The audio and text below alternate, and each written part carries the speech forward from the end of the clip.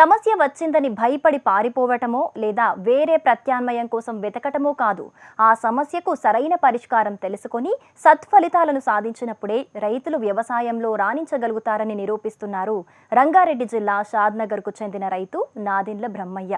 వ్యవసాయ కుటుంబానికి చెందిన ఈ సాగుదారు ఆయన కుటుంబ సభ్యులు ఏళ్లుగా విభిన్న పంటలను సాగు చేస్తున్నారు.